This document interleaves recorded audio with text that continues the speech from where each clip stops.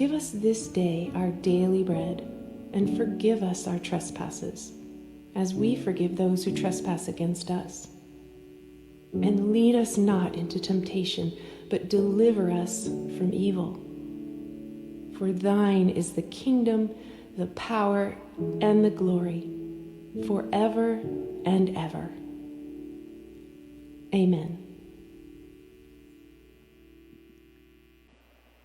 Now, let's give a big round of applause as we call Dr. Gaudencio Enandaya Jr., the NSTP Director of Sicoset Colleges, for his welcome remarks. A round of applause, please.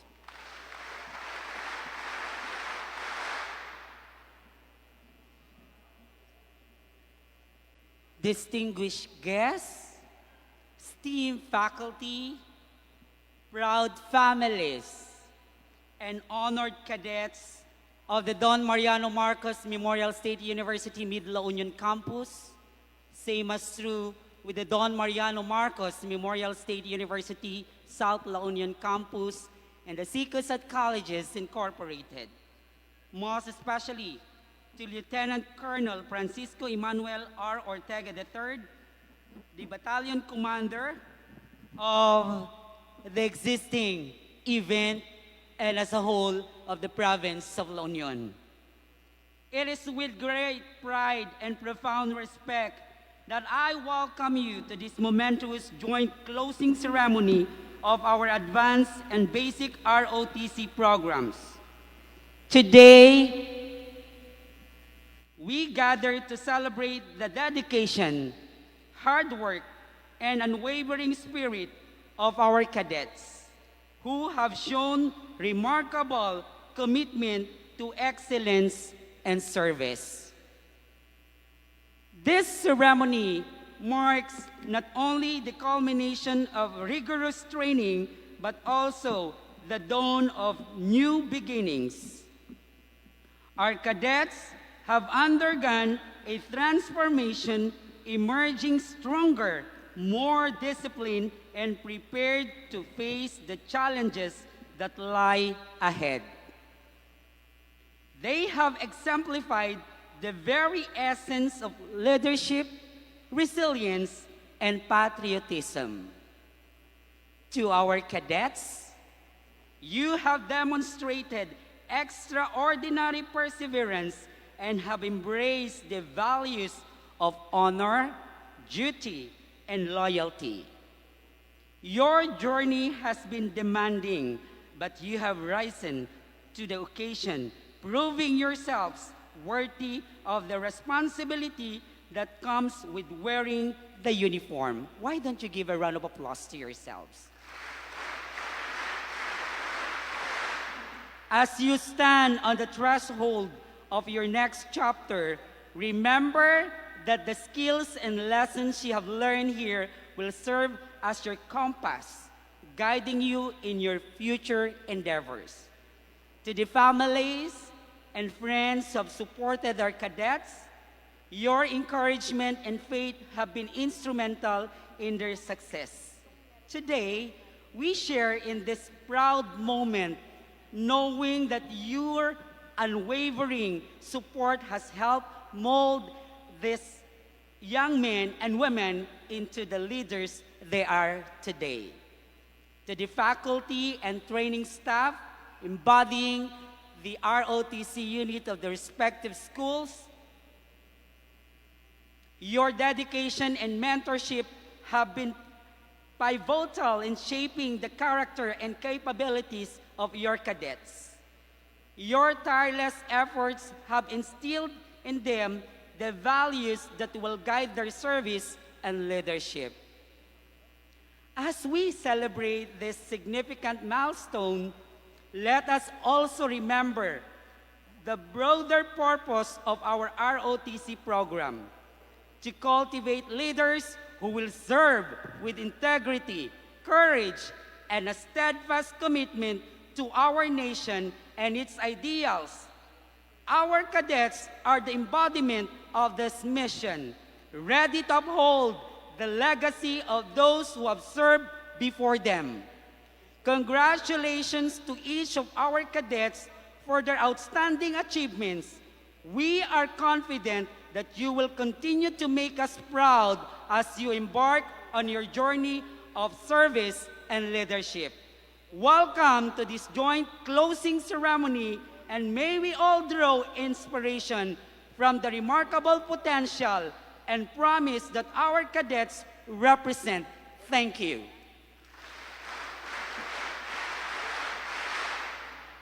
I call on Colonel Ramonito C. Taboy, Finance Service, General Staff Corps, Philippine Army, the Director of 103rd Community Defense Center, for the presentation of candidates for graduation. Pursuant to the provisions of the Armed Forces of the Philippines, Regulation AFPRG 310-021, General Headquarters, Armed Forces of the Philippines, dated 27 August 1985, as amended and in conjunction with the mandate of the Republic Act 9163, National Service Training Program in STP, the ROTC cadets of Central Ilocandia College of Science and Technology, SICOSAT, Don Mariano Marcos Memorial State University, Mid La Union Campus, Dimso Imloc, and Don Mariano Marcos Memorial State University, La Union Campus, Dimso Islok, ROTC Unit.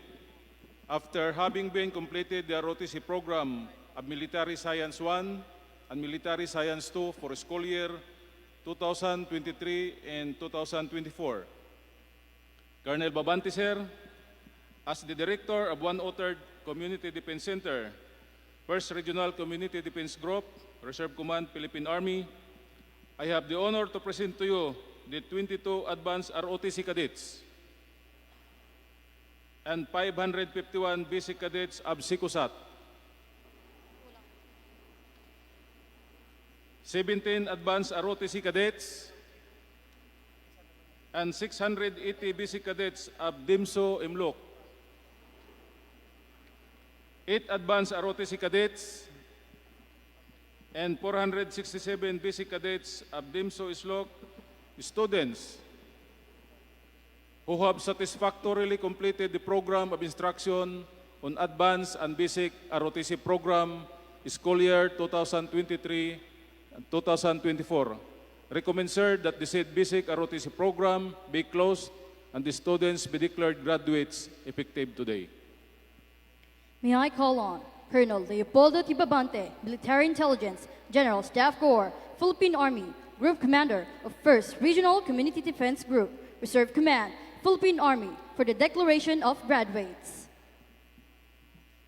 By virtue of the authority vested in me as the Group Commander of the 1st Regional Community Defense Group, Reserve Command, Philippine Army, I will now declare the 17 advanced ROTC cadets and 663 basic ROTC cadets of Don Mariano Marcos Memorial State University, Mid La Union Campus, 8 advanced ROTC cadets, and 459 basic ROTC cadets of Don Mariano Marcos Memorial State University, South La Union Campus, and 22 advanced ROTC cadets, and 529 basic ROTC cadets of Central Ilocandia College of Science and Technology, graduates of the ROTC program for school year 2023-2024. Congratulations sa inyong lahat. For the distribution of certificates and awards, may I call on Lieutenant Colonel Francisco Emmanuel R. Ortega III, Artillery, Philippine Army, our guest of honor and speaker. Colonel Leopoldo T. Babante, Military Intelligence, General Staff Corps, Philippine Army, Group Commander of 1st Regional Community Defense Group, Reserve Command, Philippine Army. Colonel Ramonito C. Taboy, Finance Service, General Staff Corps, Philippine Army, Director of 103rd CDC. May I also request the presence of Dr. Gaudencio Anandaya Jr., the NSCP Director of SICOSAT Colleges, to award the certificates.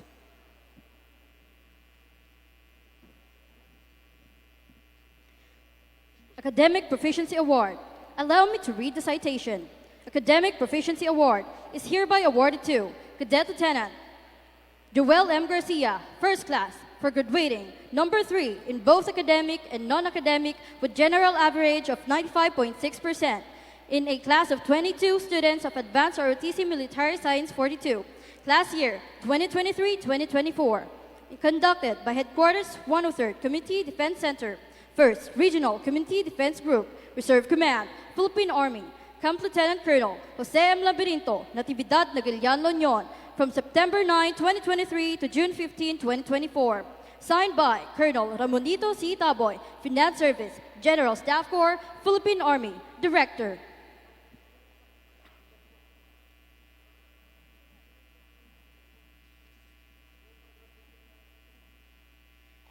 The same Academic Proficiency Award is hereby awarded to Cadet Lieutenant Colonel John Michael A. Fernandez for graduating number 2 in both academic and non-academic with a general average of 96.12% in a class of 22 students of Advanced ROTC Military Science 42, class year 2023-2024. Signed by Colonel Ramonito C. Taboy, Finance Service, General Staff Corps, Philippine Army, Director.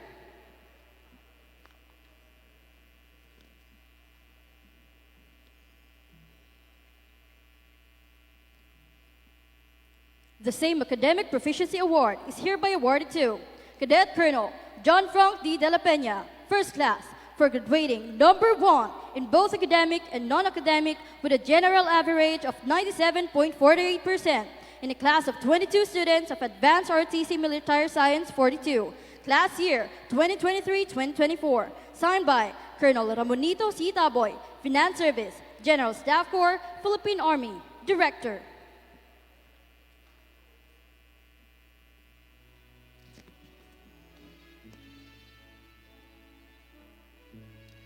The same Academic Proficiency Award is hereby awarded to Cadet Major John Mar A. Sabado, Second Class, for graduating number 3 in both academic and non-academic with a general average of 94.50% in a class of 15 students of Advanced ROTC Military Science 32, class year 2023-2024.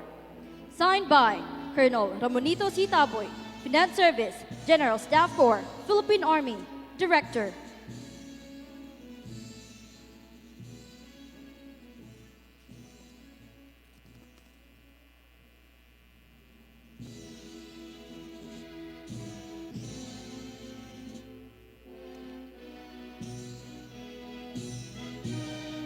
The same Academic Proficiency Award is hereby awarded to Cadet Major Christian Joy S. Edroso, Second Class, for graduating number 2 in both academic and non-academic with a general average of 95.6% in a class of 15 students of Advanced ROTC Military Science 32, class year 2023-2024. Signed by Colonel Ramonito C. Taboy, Finance Service, General Staff Corps, Philippine Army, Director.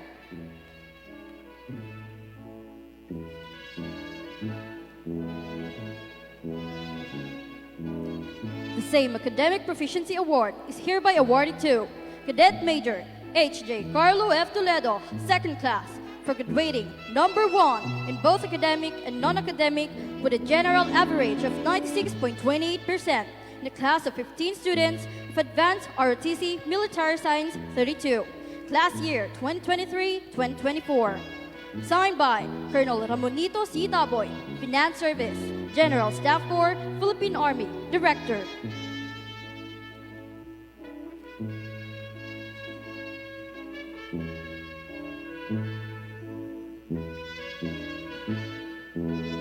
The same Academic Proficiency Award is hereby awarded to Cadet Private Andrea Nicole S. Ganzon, Third Class, for graduating number 3 in both academic and non-academic with a general average of 94.6% in a class of 461 students of Basic ROTC Military Science 2, class year 2023-2024.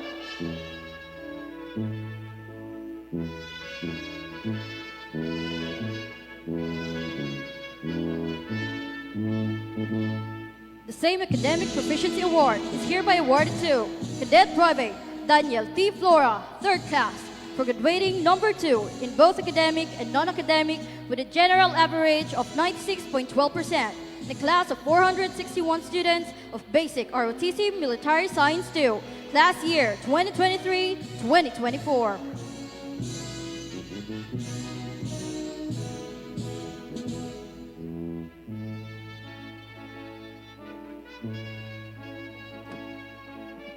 The same Academic Proficiency Award is hereby awarded to Cadet Private Misha Miski T. Villaduz, 3rd class, for graduating number 1 in both academic and non-academic with a general average of 97.5% in a class of 461 students of Basic ROTC Military Science 2, class year 2023-2024.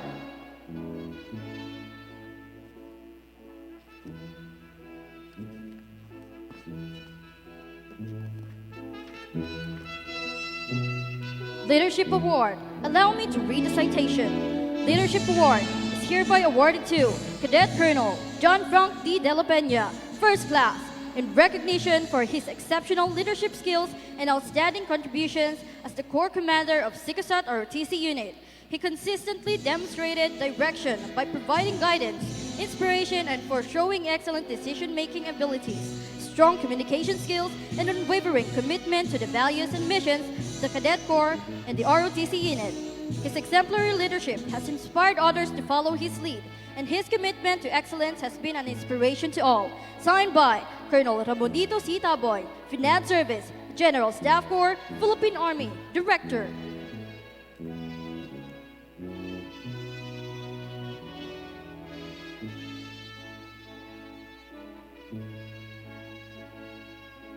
The same Leadership Award is hereby awarded to Cadet Lieutenant Colonel Mark Jewel Y. Cabalfin, 1st class.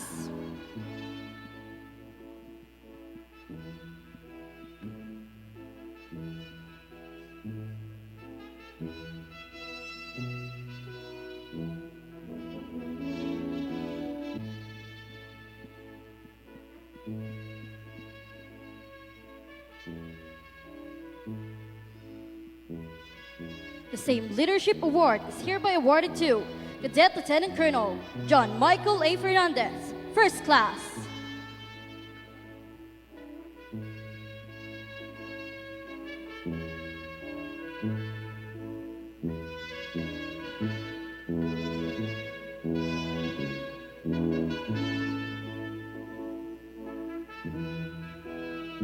The same Leadership Award is hereby awarded to Cadet Lieutenant Colonel Robily A. Arizala, 1st class.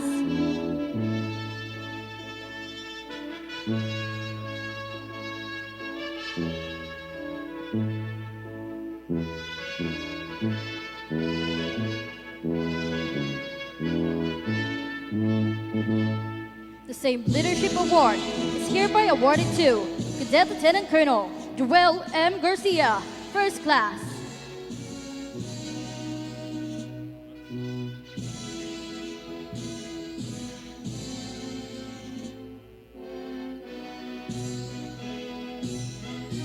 The same Leadership Award is hereby awarded to Cadet Lieutenant Colonel Mark Stephen P. Moral, 1st class.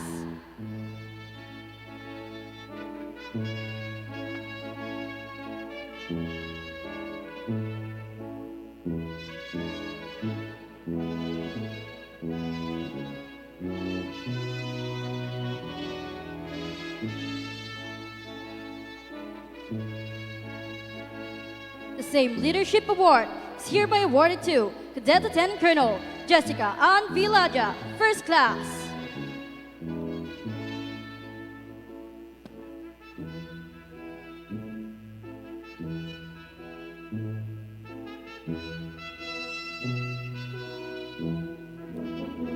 Loyalty Award. Allow me to read the citation. Loyalty Award is hereby awarded to and to be received in bulk by Cadet Colonel John Frank De La Peña, 1st class, for displaying an outstanding work ethic and willingness to go above and beyond the call of duty.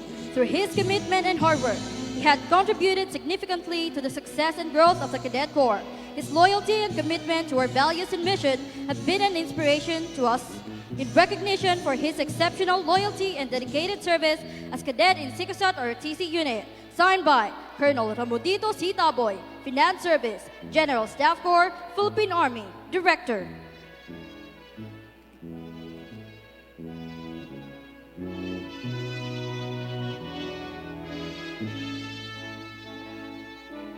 The same award of Loyalty Award is hereby awarded to and to be received in bulk by Cadet Major H.J. Carlo F. Toledo, 2nd Class.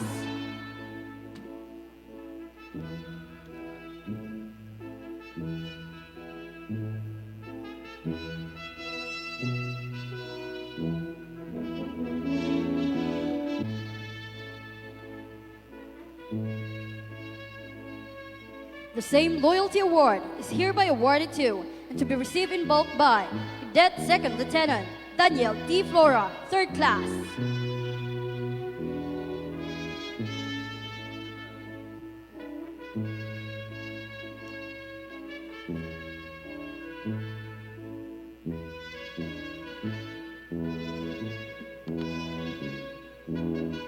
The same Loyalty Award is hereby awarded to and to be received in bulk by Cadet Private Joan N. Abad, 3rd Class.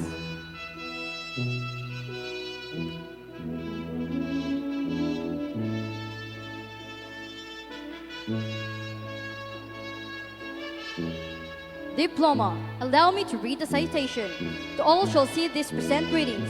Be it known that, and to be received in bulk by Cadet Colonel John Frank D. De La Peña, 1st Class, for having successfully completed the requirements of the program instruction for Advanced ROTC course for academic year 2023-2024, and having obtained a passing grade from Central Ilocanda College of Science and Technology, Lingsat San Fernando City, La Union, has been declared graduate. In testimony hereof, and authority vested in us we do confer upon him or her this diploma. Signed by Colonel Ramonito C. Taboy, Finance Service, General Staff Corps, Philippine Army, Director, and Colonel Leopoldo T. Babante, Military Intelligence, General Staff Corps, Philippine Army, Group Commander.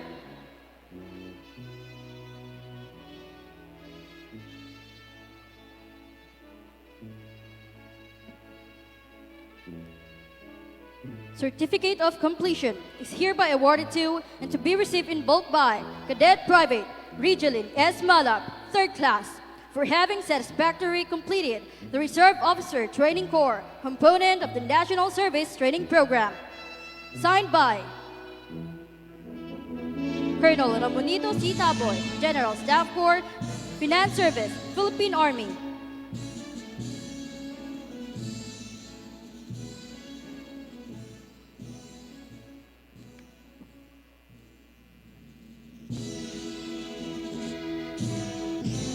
And that is all of the awardees from Sigosat ROTC Unit. For the presentation of certificates and awards of DIMSU Amluk, may I call on the NSTP Director, Dr. Loida M. Falier.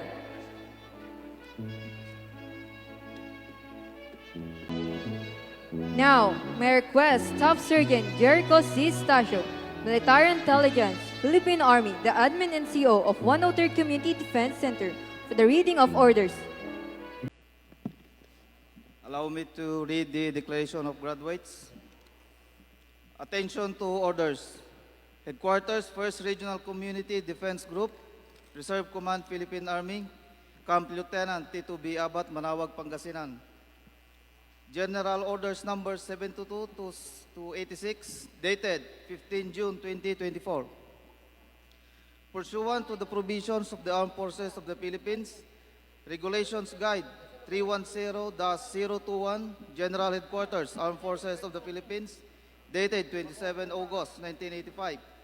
The following name, Basic Reserve Officer Training Corps, ROTC Cadets of Don Mariano Marcos Memorial State University, Mid La Union Campus, Don Mariano Marcos Memorial State University, South La Union, and Central Ilocanda College of Science and Technology under the supervision of 103rd La Union Community Defense Center, 1st Regional Community Defense Group, Reserve Command, Philippine Army.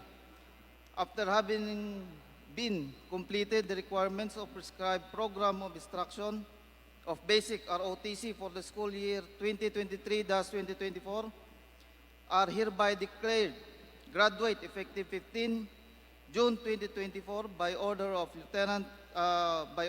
Colonel Babante. Official, Lieutenant Colonel Roberto C. Agustin, Ordnance Service, Philippine Army, Executive Officer. Signed, Major Edsel T. Gambot, Armor, Philippine Army, Group Adjutant. Attention to orders, Headquarters, 1st Regional Community Defense Group, Reserve Command, Philippine Army, Camp Lieutenant T2B Abat, Manawag, Pangasinan. 1st RCDG Admin, dated 15 June 2024. Special Order 72 to 86.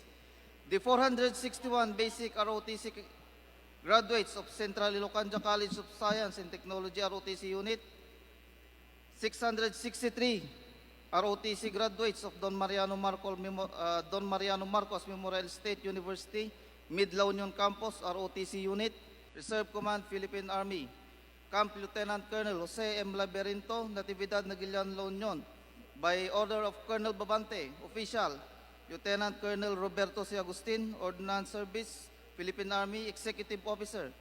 Signed, Major Edsel T. Gambot, Armor, Philippine Army, Group Adjutant. May I call on Colonel Leopoldo T. Babante, Military Intelligence, General Staff Corps, Philippine Army, Group Commander of 1st Regional Community Defense Group, Reserve Command, Philippine Army, for the reservist oath and turnover of newly enlisted reservists. Sa lahat ng newly graduates ng basic ROTC program MS2, mangyaring tumayo. MS2, lahat. May I request everyone to please stand? Taasan ka ng kamay at sumunod sa aking sasabihin. Reservist Oath of Allegiance. I banggitin ang inyong mga pangalan. A reservist of the Philippine Army, Armed Forces of the Philippines.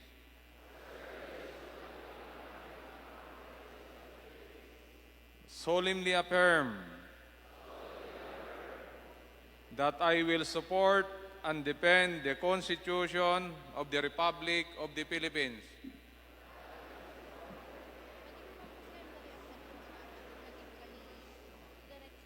and obey the laws and legal orders promulgated by the duly constituted authorities of the Philippines.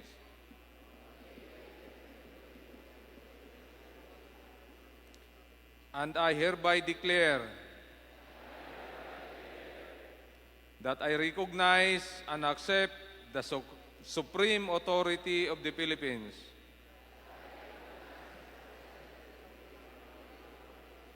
I will actively participate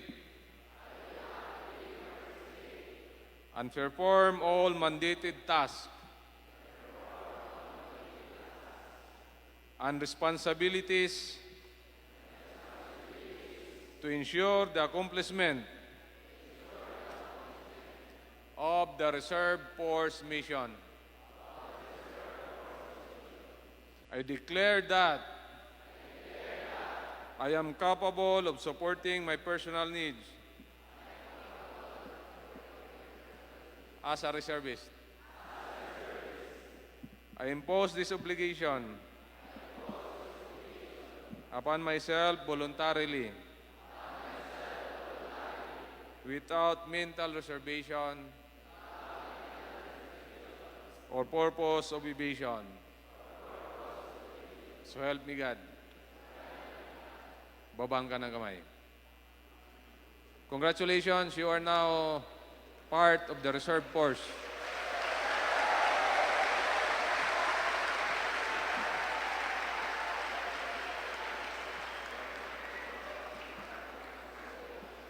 For my next task is the turnover of this newly enlisted reservist,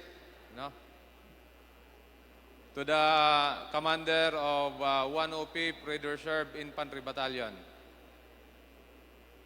So by virtue of the authority vested in me as the Group Commander of 1st Regional Community Defense Group, Reserve Command, Philippine Army, Lieutenant Colonel Francisco Emmanuel Artiga III, I hereby turn over the 1,651 newly enlisted reservists subsequently for confirmation by higher quarters to your command. The 103rd Reservist Infantry Battalion under the supervision of the 103rd Community Defense Center, 1st Regional Community Defense Group, Reserve Command, Philippine Army, effective today.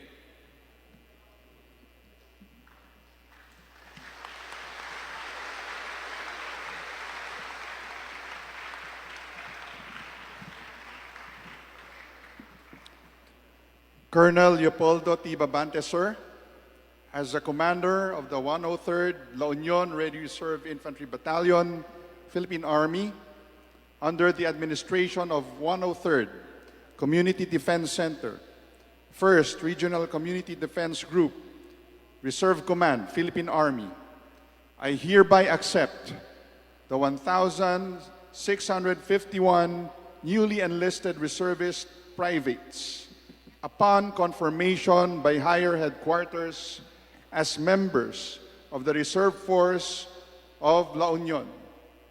Effective today, thank you, sir, and congratulations to the newly enlisted reservists.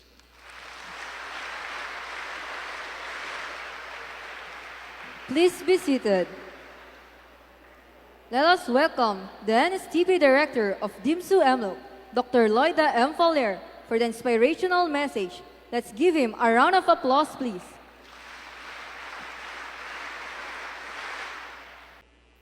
To the Group Commander of Reserve Command, Philippine Army, Colonel Leopoldo T. Babante, sir, MIGSC, Philippine Army, to the Battalion Commander of the 103rd Ready Reserve Infantry Battalion, Lieutenant Colonel Francisco Emmanuel R. Ortega III, sir, to the CDC Director, Colonel Ramonito Taboy, sir, the Directors of NSTP from the CICUSAT, from the South La Union Campus, and from the Mid La Union Campus, military training staff of the three schools, our completers and awardees from the three schools, other guests, ladies and gentlemen, a pleasant morning. Today marks a significant milestone in your journey towards the attainment of your aspirations. Finishing the service components of NSTP is an event to celebrate, since this activity has given you the rare opportunity to be of service to our campus, our school, and our country in general. It has intensified in one way or another your heart of nationalism and patriotism. Dear completers, as you step into the future, armed with the knowledge and experiences from the NSTP ROTC component of NSTP, you are the future architects of our nation. I am confident your enthusiasm, creativity, and critical thinking skills will be the driving force behind endeavors that will propel your community and our beloved Philippines. Let us walk together on the path of righteousness, filled with hope and confidence, and advocate for integrity, fairness, and accountability in all our endeavors. Together, we will turn our shared aspirations for our country into reality.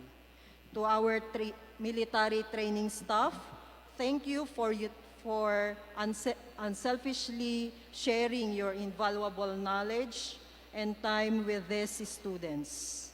The university is grateful for the unceasing support you are showing to DIMSU and the whole community.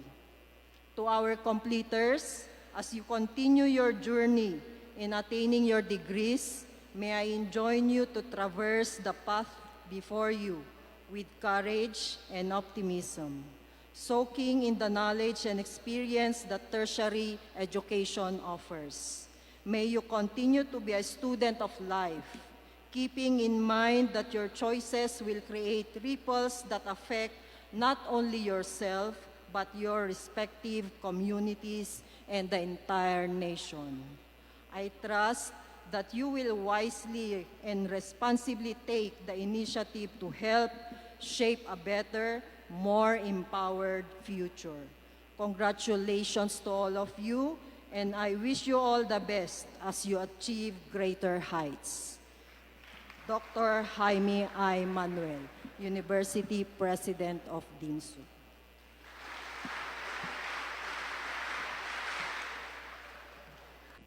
Let's welcome Dr. Joji Ann F. Rigacho, the NSTP Director of DIMSU SLUC, to give her inspirational message. Ma'am?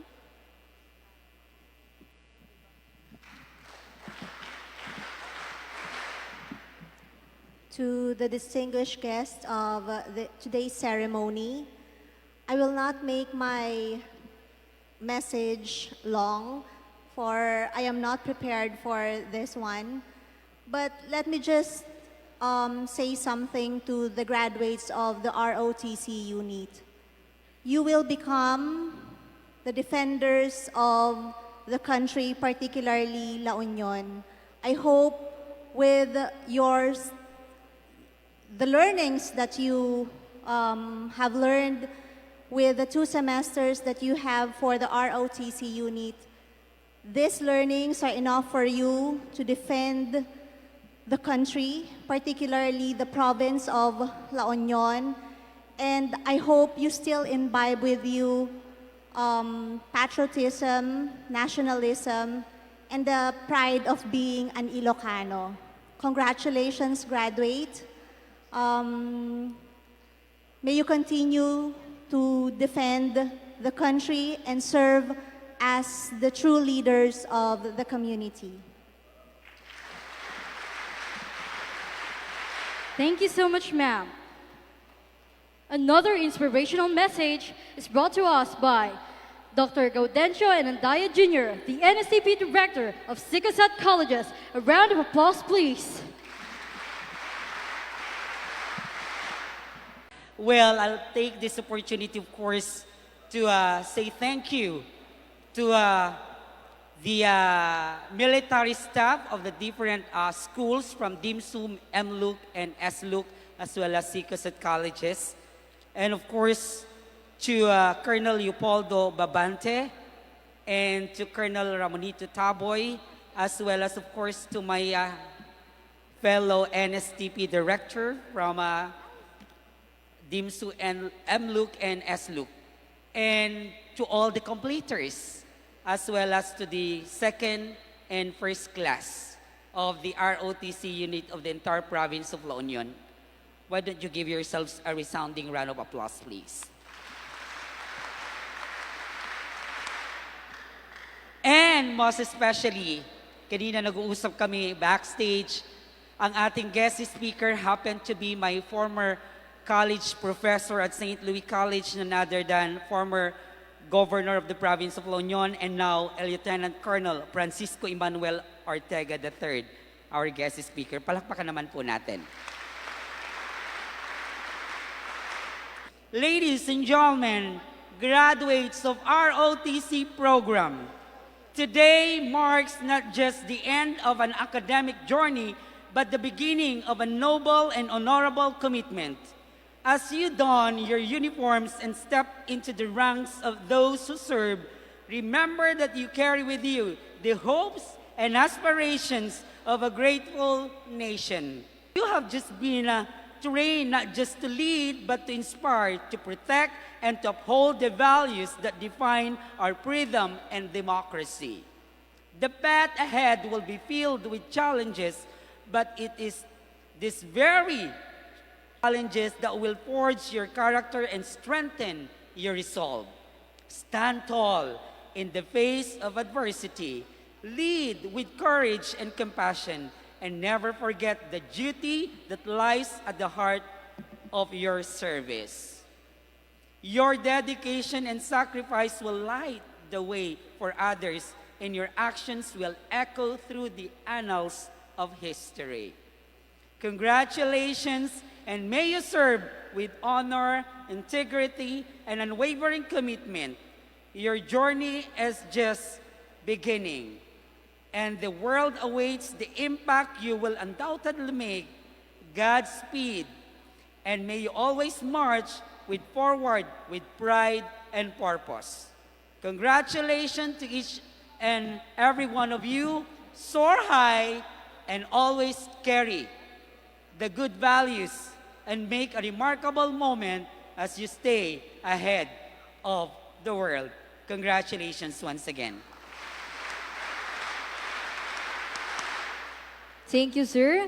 And now, may I call on Colonel Ramonito C. Taboy, Finance Service, General Staff Corps, Philippine Army, the Director of 103rd Community Defense Center, to introduce to us the guest of honor and speaker. Gentlemen and ladies, please join me to welcome our guest of honor and speaker, the Battalion Commander of the 103rd Reserve Infantry Battalion, Lieutenant Colonel Francisco Emmanuel R. Ortega III, Artillery, Philippine Army Reserve.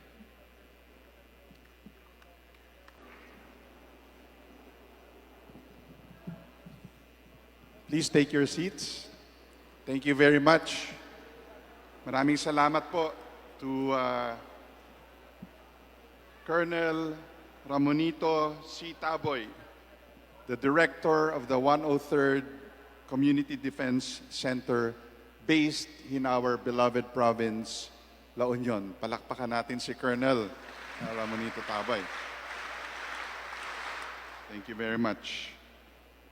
Nais ko rin batiin ang mga representante ng iba't ibang paaralan dito sa ating lalawigan ng La Union that are under the Philippine Army as far as the Reserve Officers Training program is concerned, or ROTC, Reserve Officers Training Corps. Nandito, representing SICOSAT, the NSTP, or National Service Training Program Director of SICOSAT, Dr. Yari Andaya. Yeah.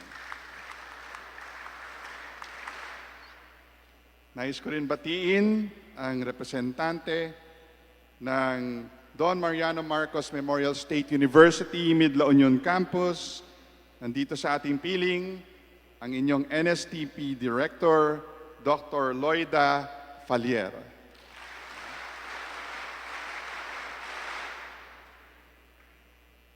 Also with us is the NSTP Director of DIMSU South La Union Campus, Dr. Georgie Ann Regacho. Ma'am.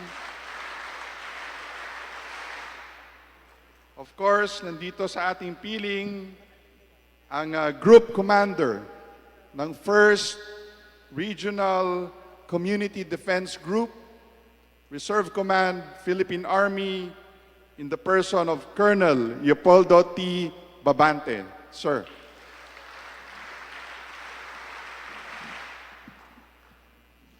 Nais ko rin batiin ang completers of the Reserve Officers Training Corps, including your parents, families, relatives who are here with you, your friends, distinguished guests, ladies and gentlemen, magandang umaga po sa inyo lahat. Naimbaga, bigat tay amin. Good morning, warmest greetings, and my snappy salute to all of you.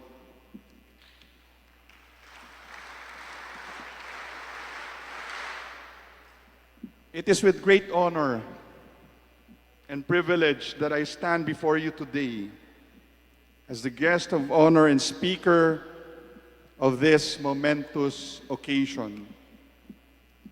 We gather to celebrate the culmination of your training, patience, hard work, dedication, and unwavering commitment to service.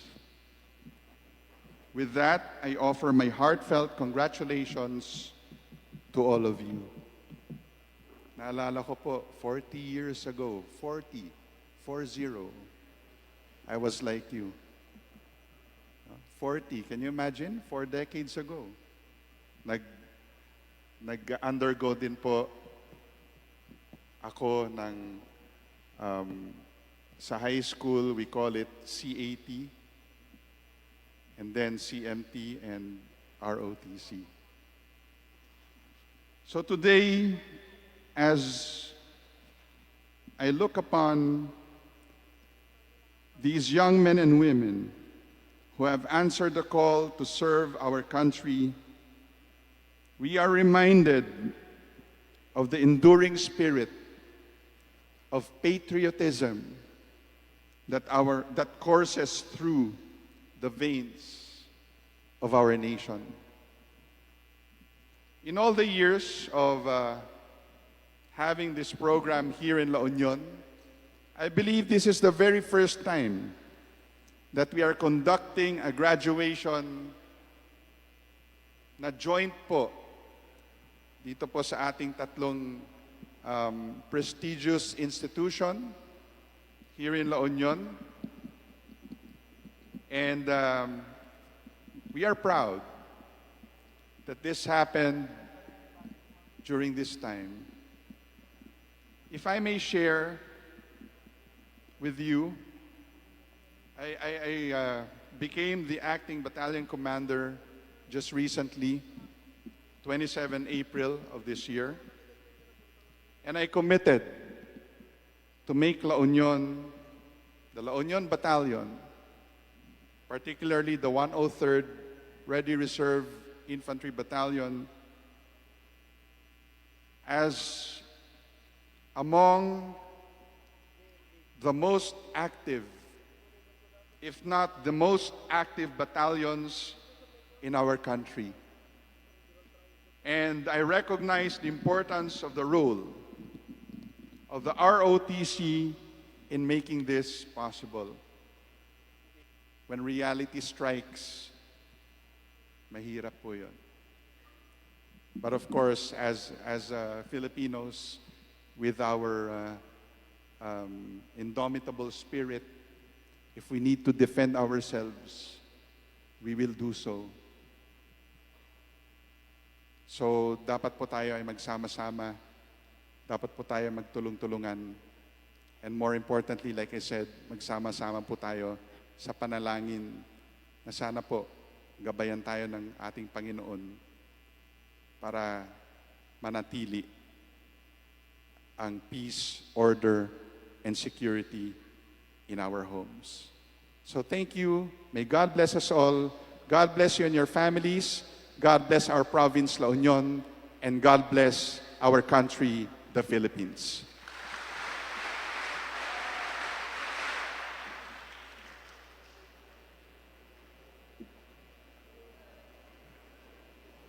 Thank you, sir.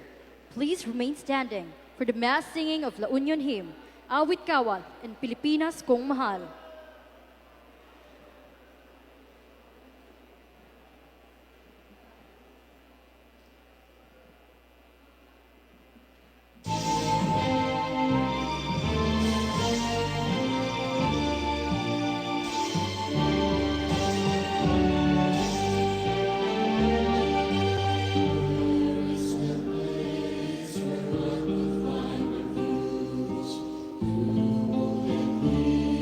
Peace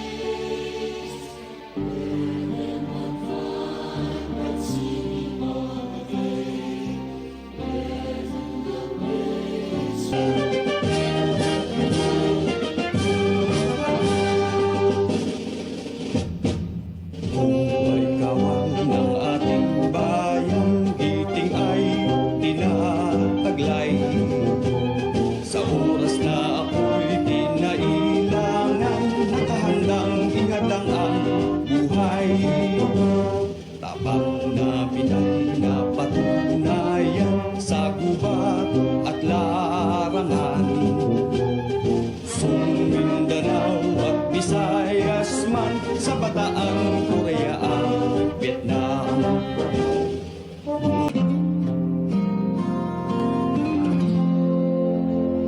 Ang bayan ko'y tanging ikaw, Pilipinas kong mahal, ang puso ko at buhay man sa iyo'y ibibigay.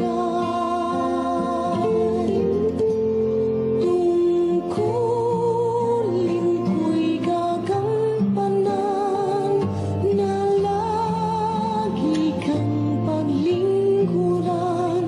Ang laya mo'y papantayan, Pilipinas kong hirang. May we request to our distinguished guest of honor and speaker, to please proceed at the center aisle for the photo opportunity. Thank you.